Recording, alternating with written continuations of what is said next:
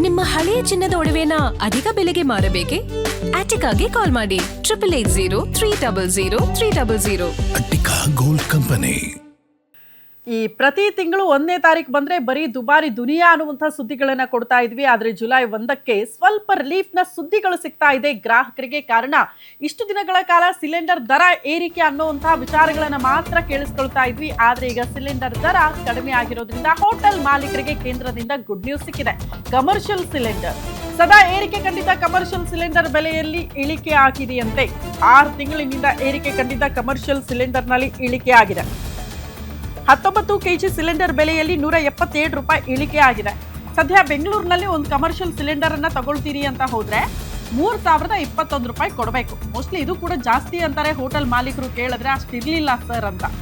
But ಏನು ಮಾಡೋಕ್ಕಾಗಲ್ಲ, ಇಷ್ಟು ದಿನಗಳ ಕಾಲ ಬಟ್ ಏರಿಕೆ ಆಗ್ತಾ ಇತ್ತಲ್ಲ, ಅಟ್ಲೀಸ್ಟ್ ಈಗ 177 ರೂಪಾಯಿ ಇಳಿಕೆ ಆಗಿದೆ ಅನ್ನುವಂಥ ಸಮಾಧಾನ ಹೋಟೆಲ್ ಮಾಲೀಕರಿಗೆ ಇರುತ್ತೆ. ಒಂದು ಅರ್ಥ ಮಾಡ್ಕೊಳ್ಳಿ ನೋಡಿ, ಈಗ ಹೋಟೆಲ್ ಮಾಲೀಕರಿಗೆ ಏನೋ good news, commercial cylinder rate ಕಡಿಮೆ ಆಯ್ತು ಅಂತ. ಹಂಗಂದ ಮಾತ್ರ ಗ್ರಾಹಕರಿಗೆಲ್ಲ ಈ ಊಟ ತಿಂಡಿ ಕಾಫಿ ಟೀ ಬೆಲೆಯಲ್ಲಿ ಏರಿಕೆ ಆಗಿತ್ತಲ್ಲ ಅದನ್ನ ಇಳಿಕೆ ಮಾಡ್ತಾರ ಹೋಟೆಲ್ ಮಾಲೀಕರು? ಇಲ್ಲ, ಯಥಾವತ್ತಾಗಿ ಅದೇ ರೇಟನ್ನು ಇಸ್ಕೊಳ್ತಾರೆ.